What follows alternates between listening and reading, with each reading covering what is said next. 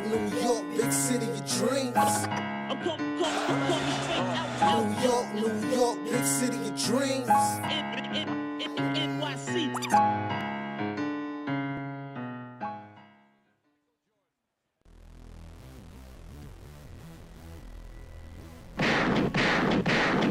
What's going on? This is Jay Ellis from the Knick of Time Show. Here to give you that Knicks talk just in the nick of time. And guess what, guys?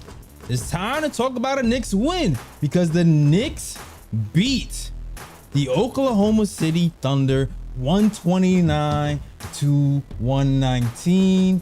And we were led by our fearless leader in Jalen Brunson. Jalen Brunson gives you 34 points on the night with 9 assists. That is my point guard, all-star caliber point guard in Jalen Brunson.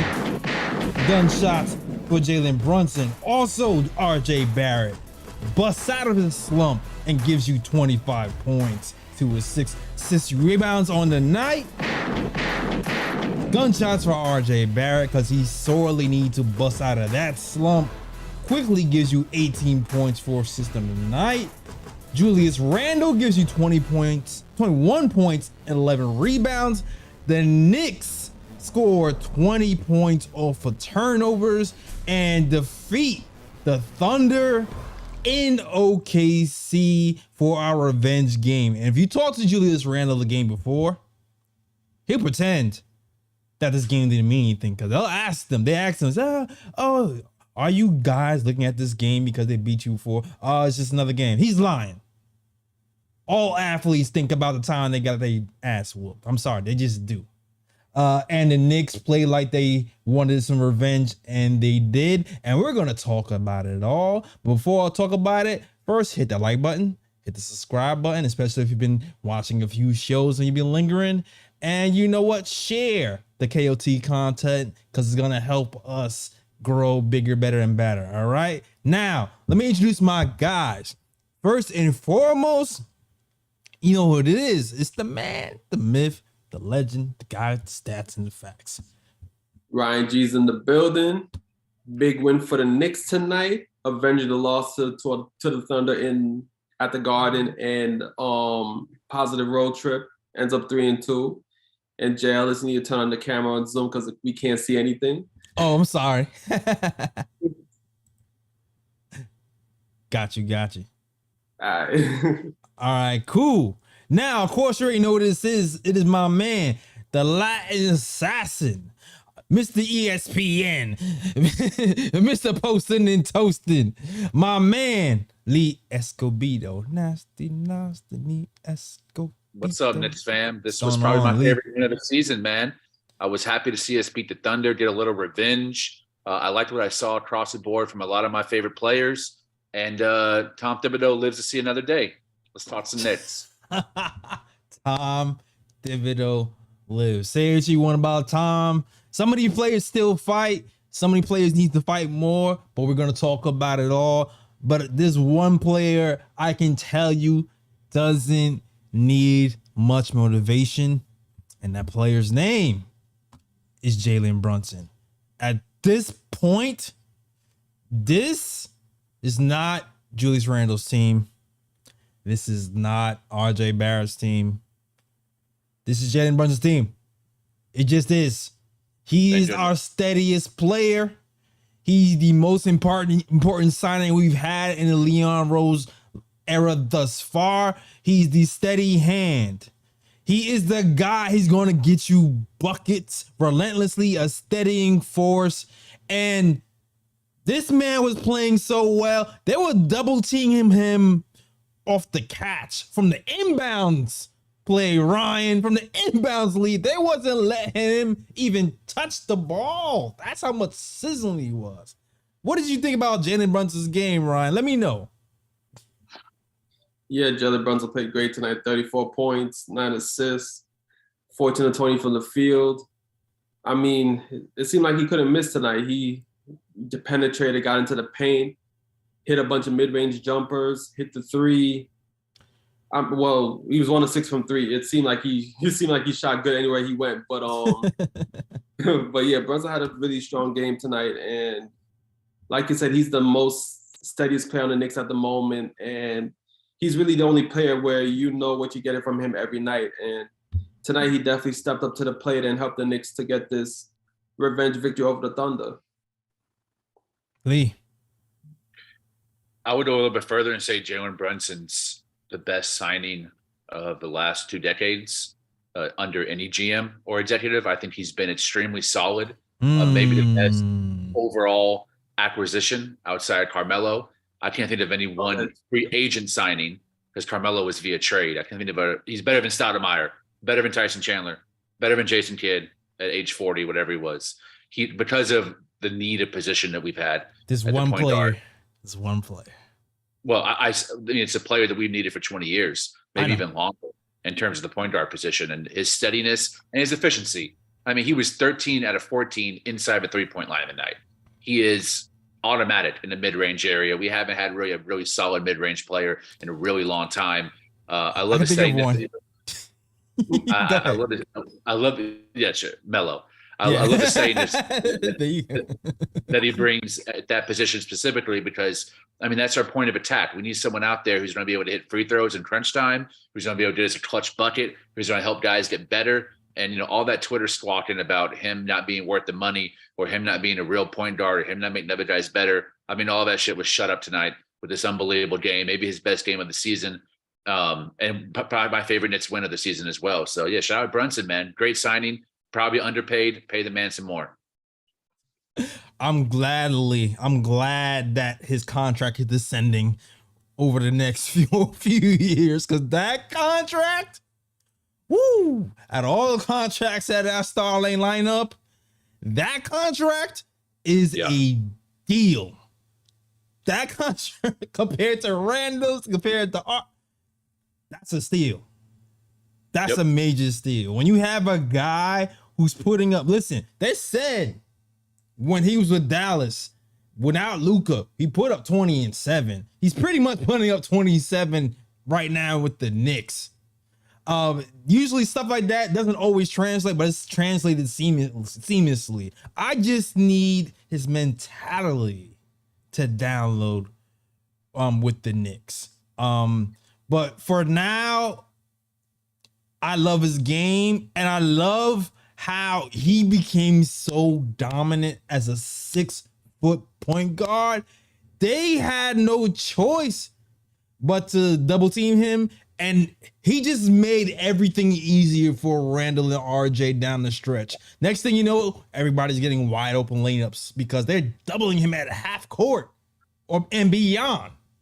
So, man, huge signing, huge game by Jalen Brunson. No matter what three they threw at us, he just went to the middle, scored a bucket. Went to the rim, scored a bucket. Went to repeat, Jalen Brunson. Ho-hum, boring game, 34 points, 9 assists from Jalen Brunson, plus 5 on the night. So steady, it's boring, but I love it. All right. Ultimate gunshots for gaming for Jalen Brunson. And shout out to the front office for shout this out one. the Worldwide West. Everywhere we go, we leave a worldwide mess. I hit that button earlier for Jalen Brunson on that performance. Sheesh. Yeesh.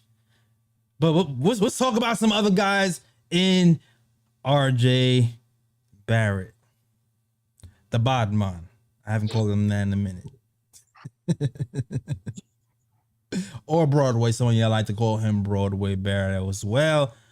RJ Barrett was pissed. Came out, didn't even miss in the first quarter. I think he went 4 for 4 in the first quarter alone. Went to the hole with gusto, took advantage of the OKC Thunder not having real shot blockers. Shot 62% from the field. 7 of 18. 3 of 4 from 3. There was an arc on his 3-point shot today. 6 turnovers. Bruh. Some of those was a little bit of the rest. Some of those was a little bit of RJ. But all in all, good night for RJ. For me, I am not listen, RJ, great game. I'm still in the woods with RJ. He's not out the woods in my mind yet. I need to see more. What do you think about that, Lee?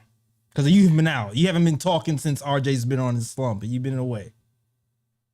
My pops and I have had a chat thread for about 23 years now. That's like all Knicks, man. Like we talk about the Knicks more than we talk about anything else. And this was the first time this morning before the game that I actually uttered the word. So I just time to trade RJ. Like, I think the time has come to start considering that and looking for moves that offload his contract, because I didn't feel like in year 4 he's not there in a development. And there's something just about his game that doesn't fit alongside Julius Randle, Mitchell Robinson, and Jalen Brunson. And I'm really glad that my that statement was overturned tonight with him finally breaking out. And really, my dad and I were tested through a game, and that's what we mostly talked about, was how happy we were for both him and IQ to get out of their slump against a team that has some fairly good defensive. I mean, Dort is elite defensively. SJA is no slouch. He's having his best year overall in terms of his defensive efficiency. And Giddey is pretty solid too. You throw in Jalen Williams and some of their other guys that have a pretty solid defensive rotation, and they switch a lot because they're basically a positionalist team. So for RJ to get those numbers and that level of efficiency against a primary Dort defender, pretty solid. I'm backing away a little bit from my trade. RJ, I didn't want to be knee-jerk. He's been my favorite player for, 4 years now. I liked him more than everyone else we've had, but it was those damn efficiency numbers and his inability to get started off right in the beginning of the season really depressed me. I felt bad for the kid, but I'm glad he's turning things around. He's only 22. He's got a long way to go. So, I'm back on the train for now, but he still has a lot to prove. Yeah. So after last night's game against the Suns, when me and Jales was talking on the podcast, I mentioned how Thibs may have to send a message to RJ, whether it's you take him out of starting lineup and have him play with the second unit and have him on the bench, or if he comes out and gives another bad performance, you sit him down early and have him stay on the bench and have him think about it for a bit as to why he's not in the game and not playing, and maybe that might, light a spark in him to play better.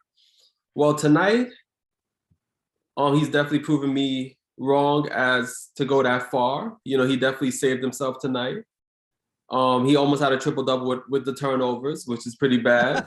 But besides that, he played really good tonight. I still think when he drives into the lane, he still forces it a bit, which led to some of the turnovers that he had. But the only difference tonight is that he was actually finishing at the rim tonight. That was the only difference, which in the past 4 or 5 games he hasn't been doing. And one thing I did notice about RJ's shot tonight was that he did look like he had more lift in his shot than the last 4 or 5 games. He definitely got more lift in his shot and had more arc on the ball as well. So I'm hoping that he's finally over whatever sickness he had. Yeah. And now he got his legs back, and now he'll be performing much better as the season goes on. That's what I'm hoping for. But yeah, very positive game from RJ tonight. And tonight I saw glimpses of the Bodman. Yes, we did. You got the gunshots for the Bodman. That's how we do it in Brooklyn, all right? Even though you're not Brooklyn anymore, Ryan, your heart still is, all right? Exactly. I agree with you, man, but I'm still watching and waiting, because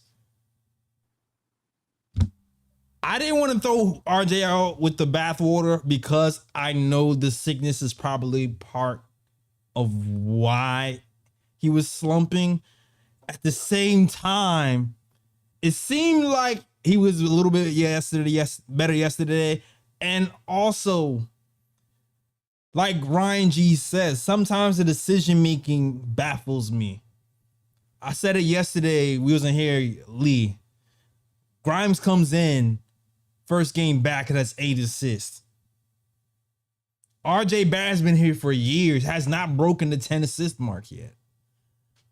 I feel like I want him to still be rewired and look for other people. Towards the end of the game, when OKC was cutting into this lead, Julius Randle was wide open in the corner. He hit a couple of threes already. RJ Barrett is driving to the hole, and he gets like double or triple teams. And you see Julius Randle waving his hands in the air, and RJ Barrett turns the ball. Stuff like that still needs to be fixed for me. And I'm happy that he's finishing at the rim now, at least tonight. And I'm happy that the shots are starting to fall for him. But I need for a few things to happen. One of those is I would need those two things to happen a lot more consistently. And I need him to check his vision and get it off that tunnel and widen his scope and looks for his teammates. But I'm still waiting. For some consistency because I don't need RJ Barrett to only play 41 games a year because he's only good for half the season. I need him to play more the whole season. So hopefully this is a step in the right direction. If he starts now, this will be earlier than last year. All right. So hopefully he starts now. Good point. All right. We got some more reclamation projects to talk about and some more interesting things to talk about as well. But salute to the chat so far.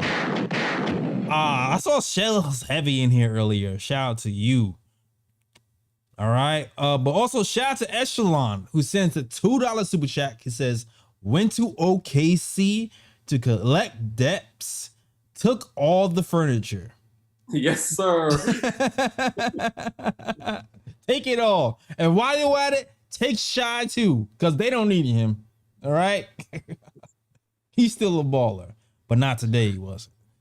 Not today he wasn't. And we'll get to that soon. Shout out to Samir Sariano. Since $5 super chat. Says happy to see RJ bounce back. Big game from the big three. Grimes and Deuce are nice. Yeah, we're gonna talk about them soon too. Also, shout out to Nuggy Fresh in the building. Knicks Nation TV, JT Reddick, picks for Timmy, my real fake cousin Winston Ellis, and everybody else is rocking with the KOT show. Crying Fish, and I saw somebody here earlier. Who did I see here? Metaphysical Logic and Shell. Shout out to my guy Shells, man. Shell's heavy for rocking with us. Okay, cool. All right. Let's talk about Quentin Grimes. Since you mentioned it. And then we'll take a call from Reaper. Then we can talk about the rest of the show. Quentin Grimes. I'm saying it now. This man, he's looking like a defensive player of the year, man. I'm calling it. I'm calling it early. This is a Knicks show. We're going to overreact today. My overreaction for today, after 2 games of Quentin Grimes, is this man is a future defensive player of the year. All right? That's my overreaction for today. 2 guys in a row he locked up. And here's the thing. He got fouls calls today. I think the longer he's in the league, the more he's going to get that reputation of a defender. And they're not going to call those stupid fouls that they called on him today. But listen, man, he made it really tough on Shy for like 2.5 quarters before he started to get the foul trouble. He fights over screens like nobody's business. He fought over 2 screens and still was sticking with him. Then was able to recover. Then Mitch was able to cover back to his center. This man, Quentin, is a beast on defense. And it's funny because it's a luxury to have both Quentin and Cam on his team. Cam, he does this thing where he might get picked off, but he can recover quickly because of his length. But Grimes just sticks with you because he just perfected that technique, man. What did you guys think of Grimes? Anybody guys can go, whoever feels the spirit. Well, I don't know about defensive player of the year yet. I'm not going to jump that far. Jump on that far, right? But he's definitely going to get Hall of Fame. He's definitely going to get Hall of Fame clamps on NBA 2K. Okay. I know that's he's going to at least get that. But yeah, Grimes definitely stepped it up on defense. He held SGA to 9 of 22 shooting from the field. He still scored 30 points, but to get it off for 22 shots, I call that a pretty good defensive night. The one thing I do like about Grimes is not only his defense, but just the fact that he makes quick decisions with the ball. He doesn't hold the ball. You know, like other players tend to like think when they have the ball in their hands, or like they just are slow to make a move. But he just quick and decisive. And I think the Knicks need more of that on offense. And Quentin Grimes provides that. And I'm definitely waiting for Cam to come back, because I definitely want to see a lineup where Cam and Grimes is together on the court at the same time playing defense, because it's going to be Hall of Fame clamps all over the place with those two guys on the court together. Absolutely. Yeah, man, there were some flashes tonight that made me salivate over the thought of, like, eventually when everyone's healthy, seeing IQ and RJ, Grimes, Cam, and Sims out there at the same time. That is a monster defensive line. Took it out of my brain, Lee.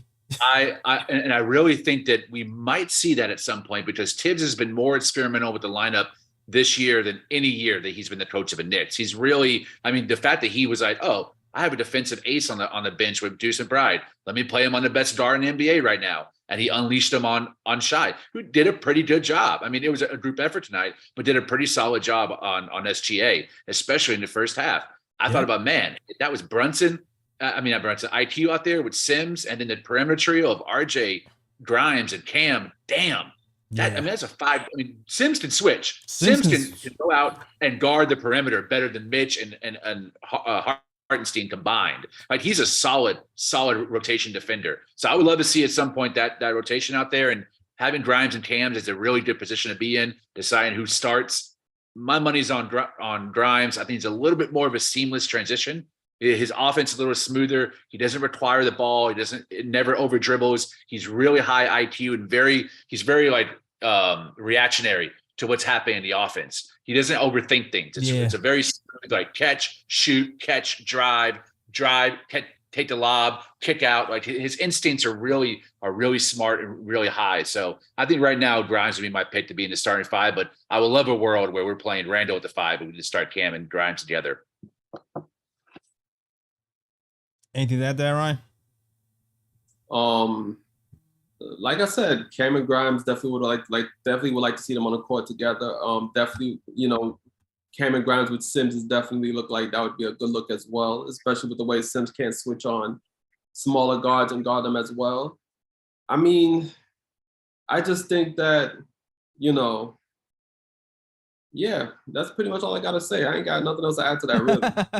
Yeah, all right, keep it simple. Yeah, I'm looking forward to it. And listen, man, today we saw McBride, Grimes, and IQ today, and I was just rubbing my hands. I was like, and they blitzed those guys, man. It was like they played that unit for like 3 minutes and forced like 2 or 3 turnovers in that span. And OKC blew that whistle, timeout, and it was like, wow, this is the lineup we've been dreaming of, guys. This is one of them anyway. So I can't wait for like a all defensive lineup 1 through 5 of like a IQ, McBride, Grimes, Cam, Sims, something along those lines. I'd be really happy to see that at least once. And like you said, Lee, I can see Tibbs doing it. I can definitely see Tibbs doing it. And, you know, I wouldn't, not McBride, but if IQ's in there, the spacing could be good too. Like, you got some shooters. Cam can knock the 3 ball down. Grimes is our best shooter. If Obi's in that lineup too, that's spacing. Like, it gives you perimeter shooting and defense and switchability, which, I mean, that's the modern NBA. That's very anti-Tibbs. Very, very, very anti-Tibbs. I'm all for it. I would like to see that for sure. And it's funny, McBride would have been out there a little bit more maybe if he was able to hit some shots. I know. Because he was doing his thing on the defensive end, but he missed a few threes. He missed a few foul shots. And then on top of that, Brunson was all-star Brunson today. So you didn't want to sit him in too long. You didn't want to sit him longer than 30 seconds because he was just on fire the whole night. So you got to do what you got to do. And IQ played very well tonight too. I don't want that to go untalked about. IQ balled out tonight too. Oh, we definitely get into IQ. Because we talked about IQ yesterday to one of those guys supposed to be a shooter. Yeah. Came in this league as a shooter. It was in the scouting report and was shooting 22% from 3, something crazy. And he broke out today. But we'll talk about that. Before we talk about that, Let me get to the first caller of the night. First caller of the night, Big Reaper. Big Reaper, let us know what you want to talk about, sir. Hey, thank you guys for taking my call. I'm really happy they won. Regarding Grimes, I am just happy to be it wasn't like I was down on him as a defender or anything like that. I kind of felt like when you combine his defense along with the offense, Cam was just, more productive. But he played a heck of a defense today. Not even just today, even the first game that he came back as a starter. I really like what I'm seeing. It's not even just being able to stay in front of his man. Like today, he was able to effectively challenge Shea Gilgeous' shot, which is really cool. So I really like that. I did have a couple of questions, just kind of gauge what you guys think about a couple of stuff. The first one is, it's really so I just don't understand, if RJ was sick, right, and he wasn't feeling well, didn't have his legs, why do you guys think the team was so intense with just Tiz was basically just kept playing him?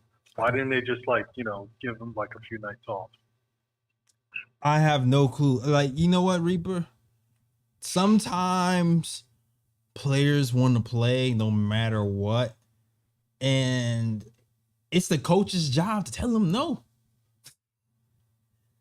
And I know, to the detriment of the team. Yeah, I'm sorry. Go ahead. Yeah, it's the coach's job to tell him no. And RJ wanted to play, and I think Tibbs just let him do it. And it was obvious he was hurting the team to me. And then when you look at the effectiveness of Grimes, on top of that, you're like, well, man, we could have just had Grimes and Cam playing to start and sit RJ. It just made more sense to me to do that from the rip if he's gonna hurt us this much. But I mean, all in all, we kind of got lucky. We still skated out of here 3-2 on a road trip, so it didn't hurt us overall. Yeah. I don't know if you guys, Ryan or Lee, has anything to add to that, but no, I definitely agree with the concept of RJ should have been set, and give minutes to somebody else. But it made sense that RJ has that mentality that he wants to play through sickness, and Tibbs seems like the type of coach that's trying to encourage that as well. So it seemed to be one of those perfect combinations or disaster combinations with two guys who have the same mentality and end up being a detriment to the team because RJ was out there forcing shots, bricking layups, bricking threes, and overall a poor body language on defense too. So it's a situation where he should have set, but I just don't think that it's in his mentality or Tibbs to do that. Yeah, and I'm just going to add this. You see, when players are sick, not every player can have a flu game like Michael Jordan. Every player can get sick, all right? So with some players, if you're sick, as a coach, you're supposed to know, okay, this player's not feeling good. I have players on the bench that can probably fill in for him and be productive. Let me sit him down until he's feeling better, and then let him play. That's all I'm going to say. I agree. So, for me, I'm happy they won today and really happy RJ had a good game and Brunson had a good game. But, I have to admit, for the first time in a long time, I've been pretty down on the team. In terms of, the future trajectory of the team. Yeah. It's I feel like I'm really starting to realize, the stats, just from what you're seeing with the stats, I'm really right now, I know RJ was sick and everything, but still, he wasn't sick this whole season, right? And it's just I'm just really getting out of all of our young guys, I'm just getting kind of role player vibes out of all of them. So for the first time, it feels like it's starting to sink in. I am hoping I'm wrong about one of these guys, but it's just it's really starting to sink into me, and it's just I'm at the point where why is Randall on this team? It's just a lot of it is just kind of I don't know. I'm just down. I hope the Knicks guys forgive me for it, but I'm just not really even today's game. Not for nothing. OKC, they do try and they do ball out, but look at their record. What are they I think are they still 3 or 4 games under 500? So, I think So, I mean, like, look, I mean, they've been giving some teams trouble, good teams trouble as well, but I don't know. It just, I'm just not feeling, for the first time in a long time, I'm just not really feeling like, the team in terms of their trajectory, like on where they're going. And I do hope I'm wrong, but that's pretty much what I have. Thanks, guys. All right, man. Can I Shout respond out to to you, that? Reaper. Thanks for calling in. What do you think about the team's trajectory, guys? Because I kind of feel what he's saying. This is a rough week for the guys that we want to count on for the future. That means the RJs, the IQs, the OBs, those guys who are like our core. I feel like we're kind of roughish this week, or at least the last few days anyway. It's funny because these OBs had like I maybe OB a little bit less because he did have a strong stretch before this rough patch the last couple of days, 3 days. But I would say even more so IQ and RJ. But what do you guys think about the trajectory of this team moving forward? Did this rattle you a little bit? Or do you think there's a way to get out of this? So I want to come into this podcast tonight being positive. I know that can get criticized sometimes for being hard on Tibbs and always wanting, Randall to be traded, even though those are my sentiments and I have my reasons. But I agree 100% with Reaper. Unfortunately, I do. I don't think there's a star on this roster. I think Brunson's our best player. I think Brunson has our best ceiling. But the young core, the Walt Perrin, Leon Rose, and Scott Perry have put together is essentially some very good role players. Now, I do think this roster can be more than a sum of its parts if we were to finally add a superstar. I think if that was to happen, we do have the pieces where we could give up a few guys and we had the depth to still supplement, what we've lost and build a really nice supporting cast around a healer-centric star who can really bring a team and run all the way to the championship. That we do have, and that's something I think to be happy about. But OKC represents a type of team and game plan and foresight I wish we had for the last 5 years. They have a GM who does nothing but home runs in the draft. He's made a few bad trades here and there, but that SGA trade for Paul George might be the best trade outside of Kawhi Leonard to Toronto in the last 10 years. That was a genius move. He got like 5 picks. He got the best player in the deal in SGA. The guy is locked into the franchise for another 5 years. He's now a top 3 guard in the NBA. And he has really nice pieces in Giddey and Chet and Dort. We don't have a Chet. We might not even have a Giddey. Obi could be a Giddey, maybe RJ, but Giddey has a really high ceiling. If he develops his three-point shot, that's an all-star. He's going to be an all-star for multiple years. Dort's already a pretty solid 3-and-D player. What's RJ's ceiling? Dort? I don't know.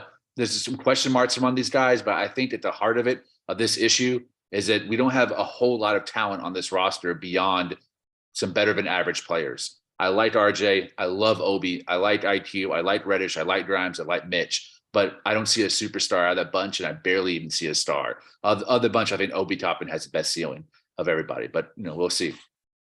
When I looked at this team, I'm like, all right, who will people come to play for? And in the future, I'm thinking, all right, they might come to play with RJ Barrett. But now I'm looking, it was like, they might come to play with Jalen Brunson. Like, if I'm a guy, I'm like, well, wow, I might want to play Jalen Brunson, if anything, because he's going to help me out at some point. I don't know. What do you think about what Lee just said, Ryan? Yeah, I mean, I wholeheartedly agree. And that's why, as of late, I've been saying that, regardless, however you look at the team, something needs to be done, especially if the Knicks are going to get to that next level. Because when you do look at the team at the moment, there's not really a star there. The player that has the most potential to be a star is Brunson. And that's who the Knicks just signed in the offseason to come play for them. Outside of Brunson, you can barely see a star. RJ Barrett's ceiling is probably a solid starter. Cam, at the moment, looks like he's going to be a solid starter. Grimes looks like he might be a solid starter. IQ looks like he's going to be a sixth man off the bench. Obi, it's night and day with Obi. Sometimes we see great performances out of Obi, and then other times it's like Obi disappears. So there's really no star when you look at the Knicks young players. And if you're going to build your team around that core of young players, you're really not going to go nowhere on a realistic level. Sooner or later, you're going to need a superstar to come through. And that's the difference between the Knicks young players and OKC's young players, because at least at OKC, you're like, okay, Shai Gilgeous-Alexander, superstar level. Like, you can tell this kid is going to become a superstar. Giddey, you can tell his ceiling is probably star level. Chet Holmgren, I mean, he's out this season, but if you look at his skill set, he has the potential to be a star if he can stay healthy. You know, OKC got 3 players on that roster at least where you can look at them and be like, yeah, those players might be the real deal. But there's nobody on the Knicks like that. So, like Lee said, there's gonna have to come a point in time where the Knicks are gonna have to make a move to bring in that superstar type of player. And then when that superstar type of player comes in, whichever young players are still with the team at that point, then you're gonna probably enhance those players and their ability because they're playing with a superstar player as opposed to just playing with a bunch of average and above average players. That's a silver lining, is that we have 10 really solid young guys when you include Hartenstein and Sims, IQ and Grimes and all these guys we've collected over these, even McBride. It's probably going to take 4 of them plus picks to get a superstar, which leaves you with 6 really solid above average rotation players to surround that superstar with. So we're like the opposite of the Mavs. The Mavs have 1 superstar and a bunch of role player bums. Like, if we could absorb a player of Lucas Caliber or SGA or Giannis, we have the supporting cast to help him get to the finals, opposed to just being a single one-man team, which I think is a really positive way to look at it. We have the pits too. I just don't see that player being developed out of our current core to become that first option eventually. That's just, I think that's a harsh reality, but it's reality. And that's where I was about to go with it, Lee. We have a treasure trove of picks that we can get to.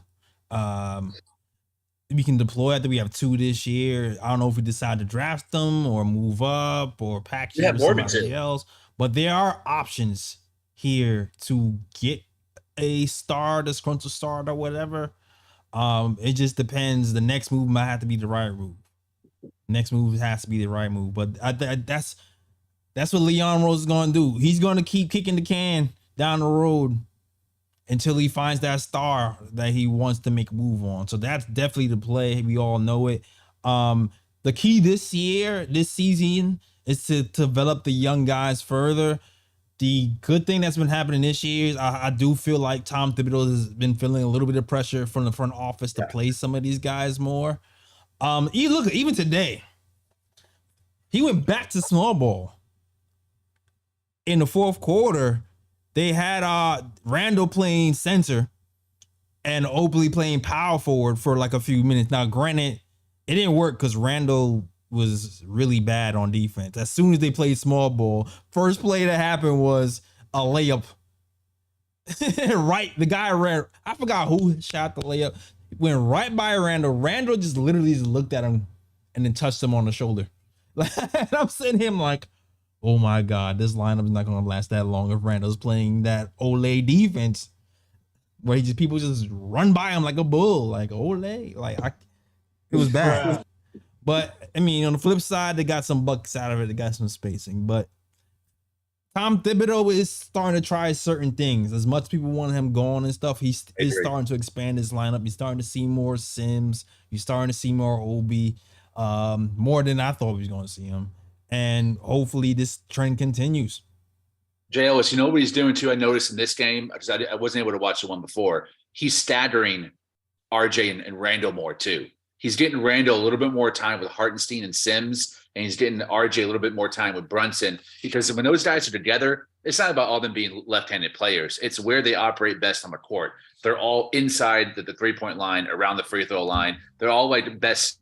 That first step comes at the free throw line to the basket. So there's a lot of crowding, and there's not a whole lot of spacing to open up those lanes to get to the basket. And Tibbs is starting to stagger both, even Brunson to an extent as well. Those 3 guys with different lineups to try to find a rotation that works, that allows for a 3-point shooting and the lanes to open up for those 3 guys. And I'd hand to him. I'm a huge criticizer. That's smart coaching. Like, he's coming around. Props to Tibbs.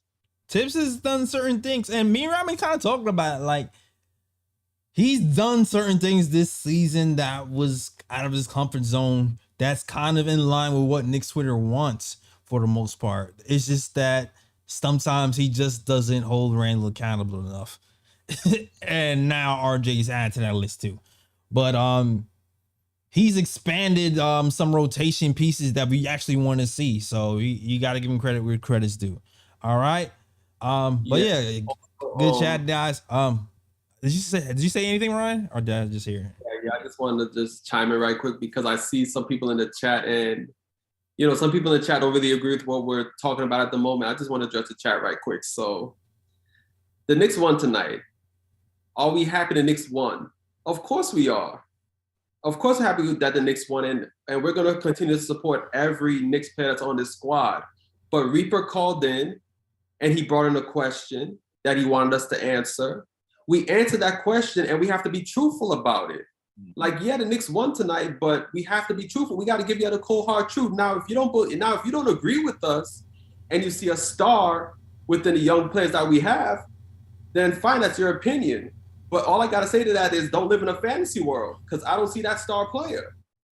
So, I mean, yeah, we want to be positive and we want to be like, yes, the Knicks won tonight, which we are. But at the same time, Reaper brought up a pretty good question. We have to answer that shit honestly. Yeah. Like, we can't sugarcoat it. It is what it is.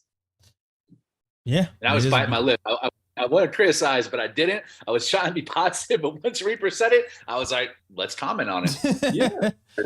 Well said. Yeah, well said. And listen, I hope we're all wrong. We still have some season to go. I expected more from IQ from beginning of the season and RJ in particular. I thought those two guys was going to take the next step this season. RJ's gotten better hitting his free throws. IQ has been shaky. He's had some good patches and had some rough patches. But I want to see those guys turn it around towards the end of the season and prove us wrong, because I really love our team and I really like the character of those guys. All right.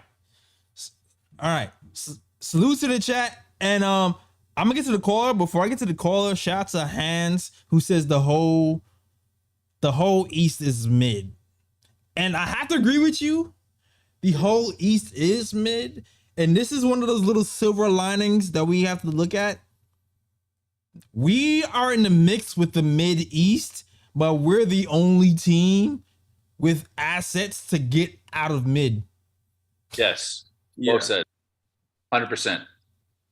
So if there's a bright light, if there's a silver line to everything, if you're looking at all the wins, like nobody in the East is running away with anything. Everybody's 500, a game under 500 or a game below 500. There's only like two teams is really running away with it, and that's the Celtics and the Bucks. Huh? Bucks. And the Bucks. Everybody else, kind of shaky. Even the Cavs. The Cavs have like what, one or two more wins than us right now. I haven't checked in a couple of days. And the Cavs gave up half of their team for their big home run swing and Donovan Mitchell, and they have two more wins than we do.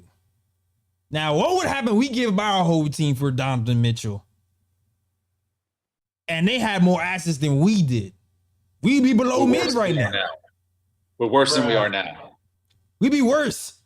Yes, we'd be worse than we are right now. Yes, we would. So everybody talk who's on the Donovan Mitchell trade train, right now, it's looking like we made the right move. It's looking like it right now. We'll see how this goes towards the end of the year, if that trend continues, but that's what it's looking like right now. All right, cool. All right, next caller up. I'm sorry to cut you off, Jails. Even though the Cavs are 5 games over 500, though. Okay, they 5 games. Did they play more games than we do? No, we played more games than them. Oh, we play more games than them. Okay. Yeah. This week we actually have like a little bit of a layoff. But okay, next caller up. Who do we have? Do we have Edson from LI? What's up, guys? Can you hear me? Yes, sir. Oh. All right. So, Hell I, we are 3-2 of this brutal West Coast campaign. I mean, not for nothing, I know people have criticism about this, but I have to stress that personally, I have traveled, I even driven to OKC once in my lifetime. It was recent. It is not fun. It is not. So, considering going all the way to New York, to a hot Utah Jazz team, then going to a Denver Nuggets team. Granted, Jokic was not there, but this is still a contending Nuggets team. Back-to-back win. Then you have to catapult all the way to California to meet with the former champion. That still relatively plays well together, as if nothing ever, they skipped a beat. We lost that. Then we had the audacity to go to Phoenix, Arizona. Okay? That was not fun as well. But the team came back, realized what they were doing right, what they were going wrong, and came out to actually win this game. And we're not going to let OKC have their way with us, especially coming off last week at the home game. Right. I'm glad that we pulled off a win. Yet, I understand there's still warranted criticism, but be glad that these are being addressed in one of the most difficult circumstances. We got a couple of nights off, going back home, going to the Blazers are coming at us. All right. Woo. Then we have to next. Huh? I said, woof, the Blazers. Sorry. The Blazers, yeah. Yeah, no, the Blazers is tough. Yeah, the next. Continue. That's a game. That's a game that we should be all trying to get back ourselves on track before an actual contending team, which is the Grizzlies. I want to get really back to even at them because that was the very first game that set the tone for us with the expectations. Like, say, all right, we in this. We're not going to be a mid-level team, amongst our fucking conference. It is a tightrope, Jerry. It is a tightrope what we have right here. Not going to lie, but this team is just, it's pulling our heartstrings. At instances that we say we doubt them, then they're just like saying, "Hey, we're still back in," Yeah. That's that 50-50 team, man. Those 50 teams who are highly inconsistent is pretty much what they're showing us. The dramatic highs and lows right now. That's what's happening. Dramatic highs on defense, then forget to play defense, then can shoot, then they can't shoot.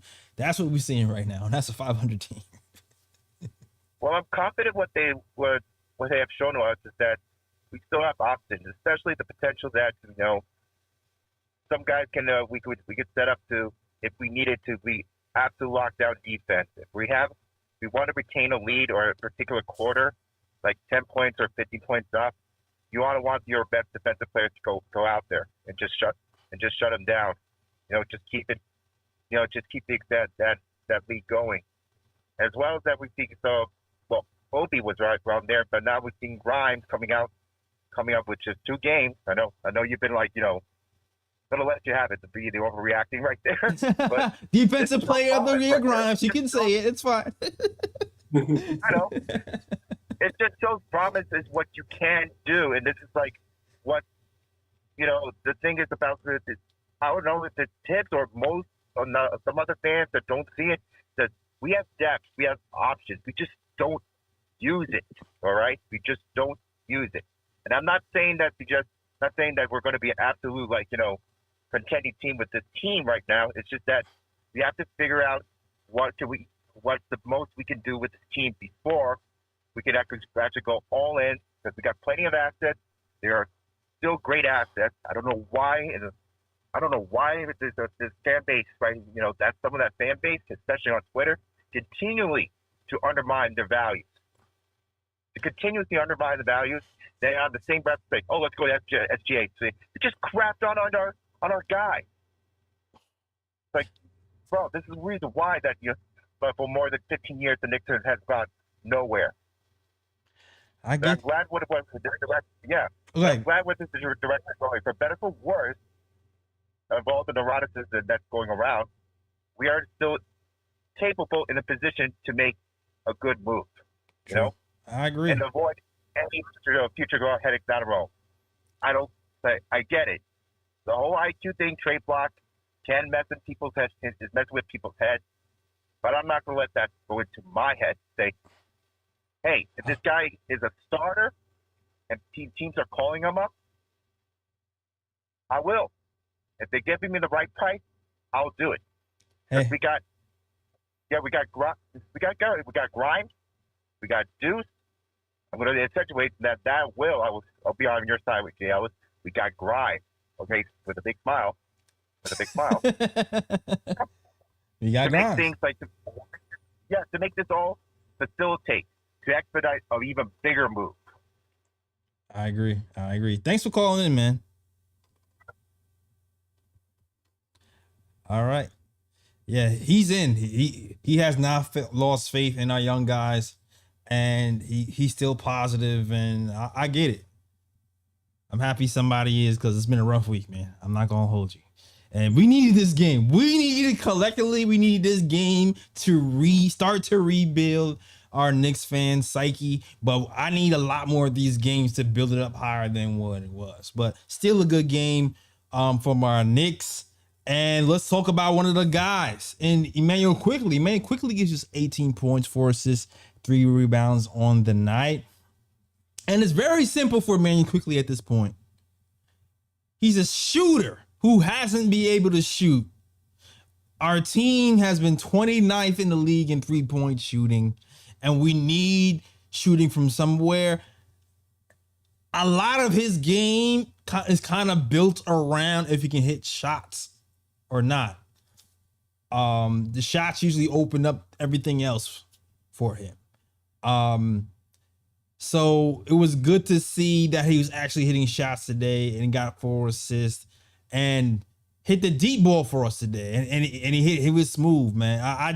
I just want to see more of this. Plus 11 on the night for Quickly, the highest plus minus on the team. I don't know if any guys have anything to add to that or not. Yeah, Quickly, definitely his 3-point shot opened up today, which is definitely a positive because, like you said, he's a shooter. That's what he's known for. He's known for shooting the ball well. So seeing him hit 4 or 5 from 3 is definitely a positive. And even tonight, on one play, Quickly actually got to the basket and finished at the rim. So that was definitely another positive as well. And as usual, Quickly played superb defense. Quickly definitely stepped up tonight, and you got to give him his props. He played well. Mm-hmm. Yeah, when I think about I think Jay Ellis, you mentioned it earlier. You referenced the good energy or the good vibes. When I think about that, Emmanuel Quickly is the first player that comes to mind. It's like the energy that he cultivates on the bench and on the court when he's playing. The synergy he has with his bench guys. Mainly Sims and Grimes, Obi Toppin, Reddish, and Derrick Rose too. Like, I really love that bench unit. He's been kind of the face of that for the last couple of years. And it feels like when he's on, the Knicks usually win. I don't know that those metrics. I don't have the numbers in front of me. It just feels that way, that when his shot is on and he's playing awesome defense on the perimeter, it just feels that we have a better chance to win more times than not. So I love Quickly. He's a guy I don't want to give up on, but to me, no one's untouchable on this roster. But Quickly is someone who I think if we lost, we wouldn't just be losing to what he brings to the court. We'd be losing a lot of the vibes and the chemistry. I consider him the heart of a team, at least on the bench. For this unit. So, that's a huge reason why I would want him to stay, is just for that.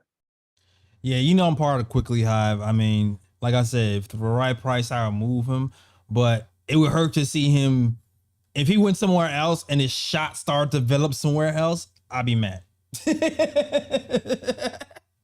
I'd be mad because I look at this guy, I see glimpses of his game here and there, and I'm like, man, you could really use a shooter who can make some and play D some. That'd be great. We haven't had one of those in a while, a 2-way player who can shoot threes, and so I hope he puts it together here. I'm not sure if that will happen.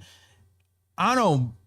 Furman's been writing some stuff about how his camp isn't happy with his role. He hasn't, if you notice, he's never really given the opportunity to start. He's only started 2 games last season when Cam Reddish is out, Grimes gets promoted. So Thibodeau doesn't really see him as a starter. So I wonder if that's going to play into whether IQ is going to stay here or not. I think Roy's mentioned that as well too. So, but good game from IQ. I hope this continues, and it will be a huge list for our bench and for this team if he can start to hit some threes. Him and RJ. Excuse me. Bless you. All right. Thank you. Next caller up. I see we have RJ from New Jersey. Barrett, is that you? Did you? Badman Barrett on the phone. Badman is called in. I mean, see, all that slander is going to stop. No one slander RJ while he's on the phone. All right. Oh, sorry. Go ahead, RJ. I had you turned down. Go ahead, RJ. What's up, guys? Can you hear me? Yeah, I can hear you. How we doing, guys? Good.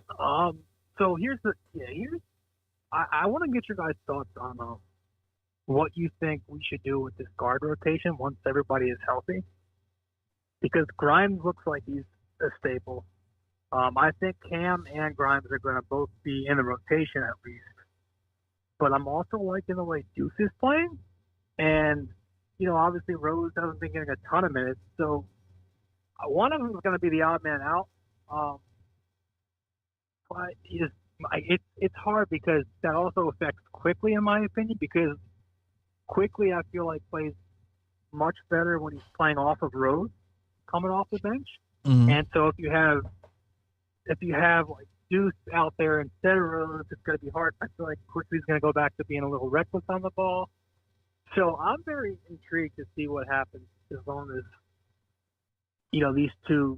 these guards all keep playing the way they are.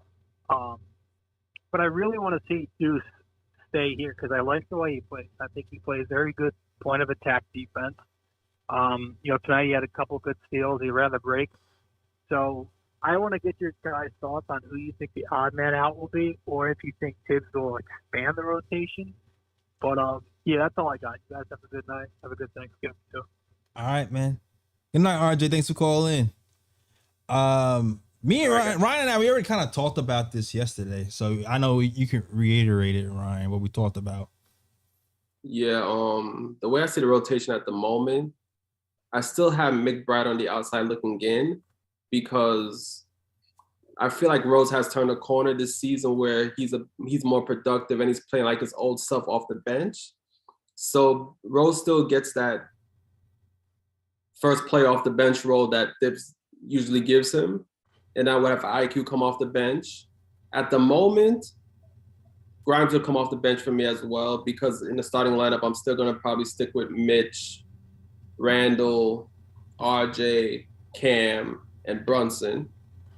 Obi's going to still come off the bench. And right now, I would have Hardesty I would have Hardesty looking from the outside in, and I would have Sims be that first center to come off the bench for Mitch. I would still use Hardesty and I would still use McBride, but they would be more situational players. Yeah, I disagree with a lot of that. I definitely agree with Sims being the first center off the bench. I think it's time to trade Rose. I think you try to trade Rose for a lightly protected first round pick and commit to playing Deuce McBride more minutes and have IQ be the first start off the bench, and you live with the results of IQ being a little bit more, the growing pains of him running the offense on his own. You got to live with that. At some point, he's going to have the training wheels come off, and for him to be able to run the offense, and you live with the mistakes that he makes, so he can learn to course correct those in game real game situations.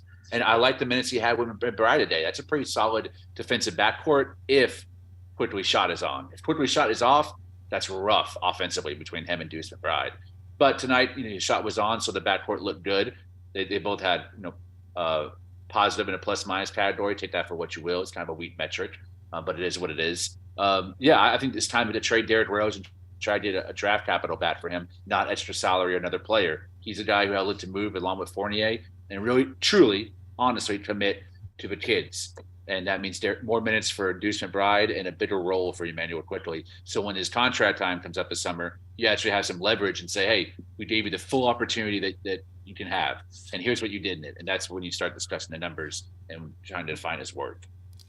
I'll say this. I don't think Rose, we're not getting a first for Rose.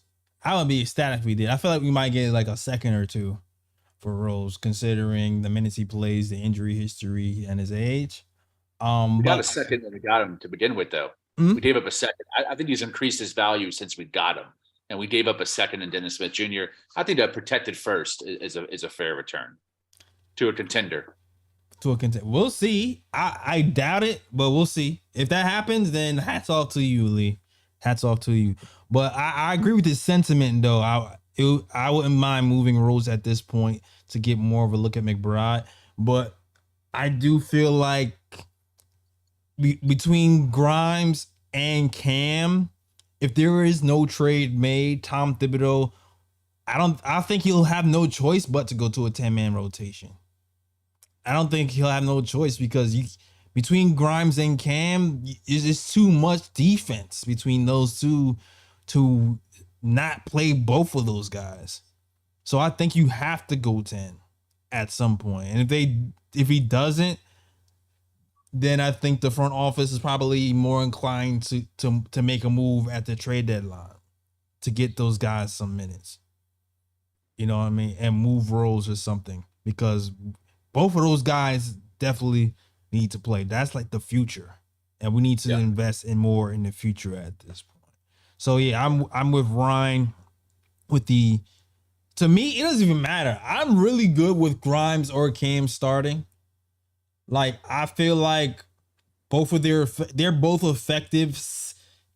Their impact to me is kind of similar-ish. It's not that much drop off between one or the other.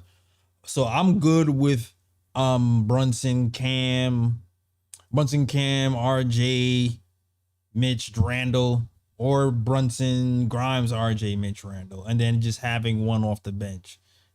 And then whoever's having the game that day, who's having the most defensive game or offensive game or most impact will finish off that game. And I'm also agreeing with Ryan when I want Sims to be the first center off the bench as well. Yes.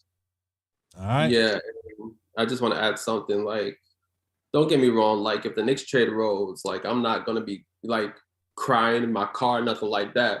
Like, they trade Rose, like, you know, I'm gonna be cool with them moving Rose. The only thing is I'm not in a rush to trade Rose, just for the simple fact I need to see more consistency from IQ, because McBride on the offensive side of the ball still struggles a lot. And with IQ and McBride backcourt, if IQ is not on, it's going to be a struggle in the offensive end. And at least Rose kind of stabilizes that side of the ball for the Knicks when he's in the game with IQ. So that's the only reason I'm not in a rush to trade Rose. But like I said, if they trade Rose, it's not like I'm going to be crying over it like, damn, why they trade Rose and blah, blah, blah. Like, you know, it's what it is. Just bring that man to contender. I remember once upon a time, Ryan, when IQ and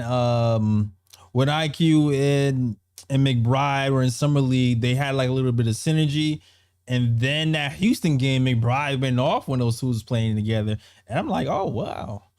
They had the highest 2-man plus minus on the team last year for like a spell. So I know this could be something there, but I know it's going to take some time for McBride to get rhythm and something. But you are right. I am a little bit worried about McBride's production outside of the offense with Quickly. And also, I want Quickly to be more consistent on that side of the ball as well, because we need him to start actually hitting shots. And that's my thing. Like, if Quickly was more consistent, then I would have been like, move Rose. Like, we don't need Rose anymore. You know, move Rose to a contender, see what picks we can get in return, and then just give Quickly the keys and have McBride play next to him. But it's like, Quickly hasn't shown me that consistency yet, and that's the only reason why I'm worried a bit. And I'm like, okay, I'm not in no rush to trade Rose. Right. Of course, the Knicks get a good deal for Rose. Yeah, you move him, but I'm not in no rush to trade him at this moment. Yeah. Yeah, but this summer he becomes a free agent. So to me, it's this is a year where you need to try that out. Like, you need to give him a tease in a sample size to say, hey, what can you show us when you're the primary guard off the bench? And he hasn't had that opportunity yet. The only way he is to really release Derrick Rose from the team so Thibs can't rely on him. Because Rose is there, Thibs is going to rely on Rose. For real. Just like he did Taj. That's like he did Alec Burks. Last season, though, when Rose was out, he was a primary guard off the bench. Yeah. It's another season. I think he's improved over the summer. I've liked what I've seen this year from Quickly, especially on defense, and showing he's grown that capacity than anything he did last season. Yeah, defensively, Quickly is definitely taking another step. I think he can take a step as a playmaker too. He just needs the opportunity. Yeah, it's been inconsistent with the playmaking, but this flashes when I'm like, yo, his playmaking is on point. And then I feel like the first 10 games or so, his playmaking was pretty much trash. And then he started to get more consistent and less wild. But the shot still hasn't hit. So I feel like when the shot hits, everything should come together. But the shot just has to hit. Right now, it's more in concept than reality that he's a shooter. You know, he's playing with new faces too. Like, this is the first season he's played with Hartenstein. He hasn't played a whole lot with Sims because he hasn't gotten an opportunity. Like, Cam is now playing some bench minutes, and now Grimes is playing some bench minutes. So the lineups have mixed up. He's playing with different faces outside of just Nerlens Noel and Alec Burks. So you got to give the team a little bit of time to mesh before, make it a hard decision on whether Quickly can be a backup guard or not. But I hope that we re-sign him because, like I said, I love his vibes and I love the chemistry that he brings to the team. Yeah, it's gonna be rough to re-sign everybody, but I hear you. I hear you, man. Salute to the chat, man. Shout out to the chat. Shout out to repping old school. Shout out to Walter White. Walter White. Okay, you're a Breaking Bad fan, I'm guessing. Gotta be a Breaking Bad fan. Great show. That's like one of my favorite shows of all time, Breaking Bad. All right. Everybody else is rocking with the KOT show. Shout out to you. If you're liking shows so far, hit that like button. Hit the subscribe button, especially if you've been here before, or you watch multiple shows and you've been watching us talk Knicks basketball. Subscribe to the channel, hit that like, and meet us the next game. All right. But I feel like I'm done talking about anything I want to talk about. Is there anything that you gentlemen want to get off your chest before we end the show? No. All right. Cool. That is our show then. Shout out to you guys. All right. Okay. So Lee, let them know, Lee, where can they find you? On Twitter @_Lee Escobedo, LEEESCOBEDO. And a lot of y'all from the chat have added me, and I'm just now realizing who's who. So I appreciate that. We've been communicating for weeks now, and I didn't know it was you who I'm usually arguing with in the chat or giving a high five to. So I appreciate y'all following me and continuing the conversation off the pod. I appreciate that. All right. And Ryan G, let them know where we can find you. You can find me on Instagram at Sir G is chillin'. Sir G is chillin'. That's SIRG is CHILLIN.